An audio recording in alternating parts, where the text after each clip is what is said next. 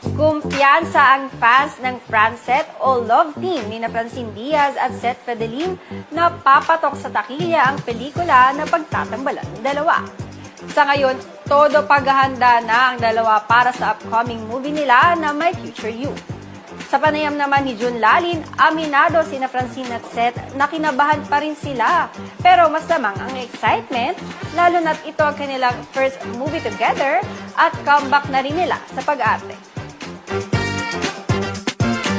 Siguro po kung i-rate ko from 1 to 10, baka po nasa 1 million yung excitement ko. Kahit po kinakabahan po ako, kami po yung dalawa, pero since gusto po namin yung kwento and first time po namin na magampanan yung ganun doon, nakaka-excite siya kasi parang hindi kami sanay sa ganito eh. So, another way of learning din po. And nakakatuwa kasi balik din sa akin. Yan. At syempre, ito kasi talaga yung first movie nyo for cinemas. Yes. Di ba? So, yan, Seth. Yun po, sobrang excited and ganado dahil babalik kami ulit sa pag-acting.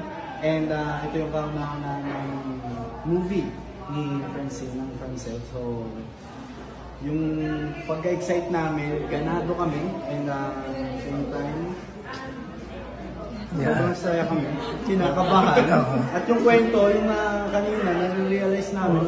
Script reading kasi yung kanina. Sobrang nakaka-excite yung kwento.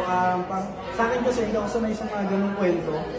Hindi ako sanay sa mga ganung tipo na pelikula. So, kanina parang sinabi ko na parang masyadong kailangan parang kailangan mo talagang tutuwan yung pelikula eh. Ganun siya.